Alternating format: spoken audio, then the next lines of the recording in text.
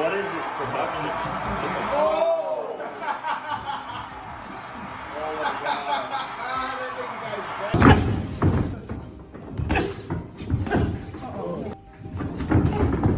And the thing that I really appreciate about Tank is he's a dog. That kind of what he just said, you can put them earmuffs up and go at it. He kind of will assess you as well, and whatever he needs to do, he'll do it. Jake Paul has reacted to the new sparring and training footage of Gervonta Davis that recently went viral across social media, and his response is everyone talking. The clip shows Davis looking sharper, faster, and more explosive than ever as he prepares for his next fight, leaving fans buzzing about whether Tank is entering his prime. Davis has made his name in the lighter division.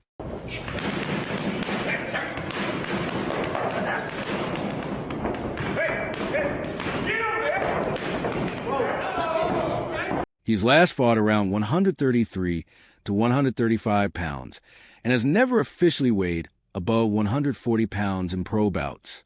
Meanwhile, Paul is a natural cruiserweight, typically fighting in the 200 pounds range, and he recently weighed in at that weight in his bouts.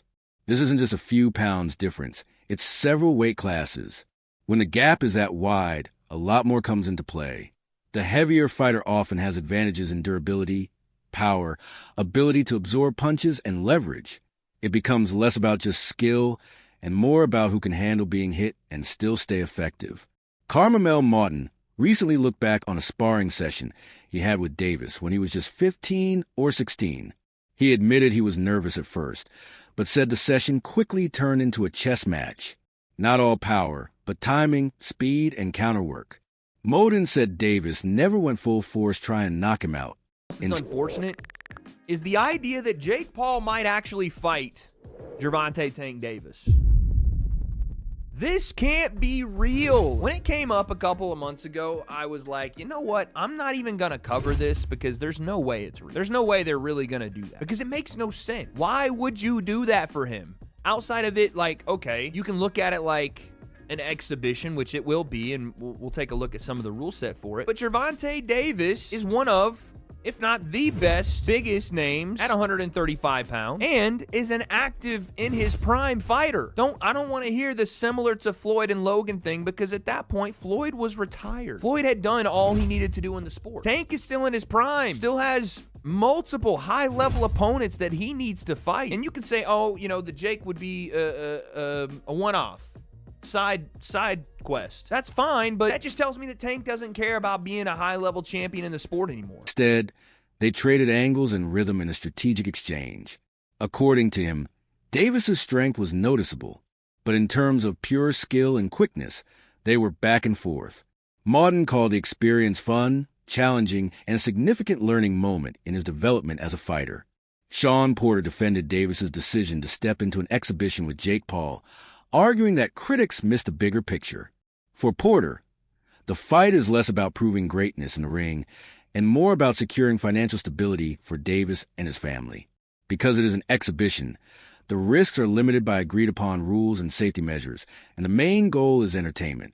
What was it like when you sparred him? I know you sparred Tank early on. Yeah. What was that experience like? Like, replay that experience for me. Like, you coming out of it, what was your thought? Yeah, I was nervous at first. I think I was 15 at the time we sparred, so he wasn't really like trying to knock me out or nothing like that. But we was going like, he was using the speed on me. Like we was both like going speed for speed, and it was great. It was like a chess match. Did you understand in that moment like why he is who he is? Yeah. I seen why he's able to beat these guys. Then I also seen why I'm so like. Yeah. I got all this hype around me, too. Porter emphasizes that fighters often face short careers and must take opportunities that provide both exposure and financial reward. From this perspective, Tank Davis accepting such a fight is not selling out, but rather protecting his future while giving fans a show. Porter's words highlight the balance between purists who want legacy and fighters who must think of their lives beyond the sport. In contrast, many believe that despite all the hype, this disparity makes the fight more a spectacle than a truly competitive or fair boxing match. Even promoters seem to be acknowledging this. Special safety rules like a catch weight of 195 pounds, use of larger gloves, and treating the match as an exhibition are being used precisely because of those dangers. For them, They're trying to make it safer and, all those sorts of things, but there's still this pureness to boxing that really doesn't exist in sports anymore, but it's still there with boxing. I think that's why people have such a problem with this kind of move from Tank Davis. Is it more the heart? How do you guys feel being boxers? Man, like once you hear the numbers, I'm like, they're talking, like, I don't know the official one. They're talking about like 100 mil. Oh, damn. Like, they're talking about these insane numbers. Like, I'm gonna be like, don't take that. I'm not gonna tell another man not to take that type of check, especially for something like that. It's not on your official record. It's an exhibition. I'm not gonna lie here and act like I'm not gonna say yes to 100 million or something like that. But I do see exactly what you're saying about the essence of boxing. I wish they would kind of separate a little more, because exhibitions have always been a thing. There's always been an argument. Right. But they're just selling it like a real fight almost. Right. So I think that maybe if we could create a better like distinction, more of a difference, Right. there might be less hate on it. But at the end of the day, man, I'm not gonna tell Tank not to take that fight. And I said this last year. I said create a influencer title. And let those guys fight over there in the influencer world. They can live the world and the life of I'm a world champion without having to do something like this. Now, the issue for this that I have is you have a legitimate 135-pound champion fighter getting in the ring with a 190-pound guy, whatever it is that Jake Paul is at. So now we already let's really answer this. the fight is less about weight and more about the fact that Gervin has fought elite champions. While Jake's resume is built on limited experience, they pictured Davis darting in, landing clean punches, and making Jake look clumsy despite the size gap. Chael Sonnen recently criticized Jake Paul's decision to shift focus from Anthony Joshua to a fight with Gervonta Tank Davis, calling it a letdown from what had been promised. Sonnen argued that unlike Paul, Tank isn't naturally gifted at selling fights or building hype. My question is, what's the rules, and like, are they gonna actually try and knock each other out? Because it's gonna be a glorified sparring match. I'm not watching, dude. I don't give a fuck. Jake's gonna have a hard time hitting him. Yeah, big time. Gervonta's so fast and skilled. Gervonta's gonna eat his. I thought guts. Jake was gonna fight Anthony Joshua. That seemed. No, that was actually getting. That is sounded the more craziest interesting. idea I've ever heard. Jake Paul trying to fight Anthony Joshua is, crazy. Not a sanctioned professional bout. This means the fight will not count towards either fighter's professional records. So it's still being finalized. Yeah, I don't like that. I don't like So that. what is so behind the scenes? You think there are things like, hey, we Yes. don't punch each other in the jaw? Yep. Or don't go. We can punch in the face, but don't go for broke. Like, don't knock me out. Really? Yeah. It's an exhibition. That's so not they can very get away interesting with to it. me. No. Until I find the rule sets, but when I hear exhibition, I'm like, okay. Jake is bodied up, man. He's big. Yeah. Probably has 100 pounds on Gervonta. Maybe. I'd say Gervonta probably walks at 150. Oh, he's so small. He's so small. I mean, he's really small. Bring up Gervonta Davis next to Floyd Mayweather, because I've seen Floyd in person, and he's tiny. You've seen Floyd in person. I've worked with Gervonta and Floyd. Tiny. Well, Floyd dude. likely has shoes on there. Oh, dude, he's so small. He's tiny, guys. Yeah. I mean, he's so small. Wow. Great. He lets his fist do the talking inside the ring, but he lacks the promotional instincts that Paul has cultivated over time.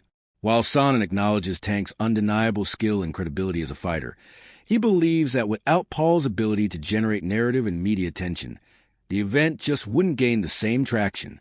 In Sonnen's view, the match's appeal depends heavily on Paul's promotional machine rather than just a clash of two fighters. Meanwhile, Davis's view of Jake Paul has clearly evolved. At first, Davis dismissed Paul as no more than a loud, attention-seeking spectacle. It is the exact opposite of Anthony Joshua versus Jake Paul for 2. So the fight that was being dangled and rumored in front of us, the exact opposite has happened. The opposite of fighting Anthony Joshua is not fighting nobody. The opposite of fighting Anthony Joshua is fighting Tank Davis. Okay. So there's one big glaring issue for me. It's just your partner being Tank Davis. Tank is not the guy that knows how to sell a fight. Tank cannot sell a fight in his own division. It could be a title fight, a contenders fight, a main event fight. He could be the favorite. He could be the underdog. Tank doesn't know how to bring that information to you guys in a way that is compelling. And Tank is already blinking in this situation. You have one guy who is argued amongst the pound for pound current greats in boxing. You have another guy that has suggested he should not even be allowed to box, that he should have to call it something different. He should not be licensed. He should not be ranked in the top 14. He should never be selected for a world title. Okay. Now, Tank has one job to do, which is to let anybody know that's listening that it doesn't make any difference, that boxing is a real sport. Publicly scoffing at Paul's claims and treating him like a clown in the boxing world. As Paul began to take training more seriously and gain legitimacy,